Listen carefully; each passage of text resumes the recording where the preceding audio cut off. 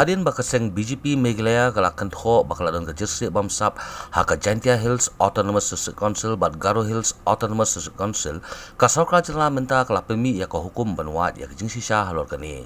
Haba pentip ya kani Menteri Ketenat Penrisor ubari pejru ya District Council Affairs uba hamlet sendoling ula pentip bakaladon bon kijing ujor halor ka Jhadc Bamsap persya ya ka Jingkynnoh Hills Autonomous District Council bat ka Ghadc Hills Autonomous District Council bat kumta nakal yang ka Sorkar jela kala batha ya director ka local fund audit banne ya ka audit halor ka jinut jingsep jong kini ki atli ki Autonomous District Council ha kini ki sansnam baladep kata na do 8000 khatsan hadu usnam 8000 arpho bat phak loiru ya ka kaipot sya ka Sorkar jela. With regard to the several allegations against the Jhadc and Ghadc, as you have seen in the paper, that have come out so many allegations against these two Ghadc.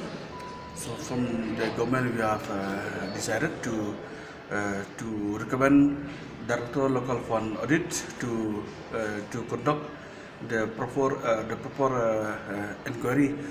How is these two councils they're getting the money, and how are they spend all the money received under the SEG and so on and so forth.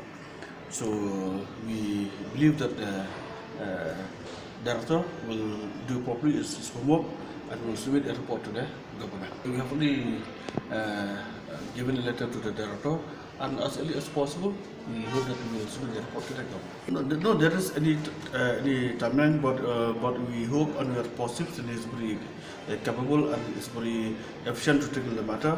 But we hope the earlier will be better for us also.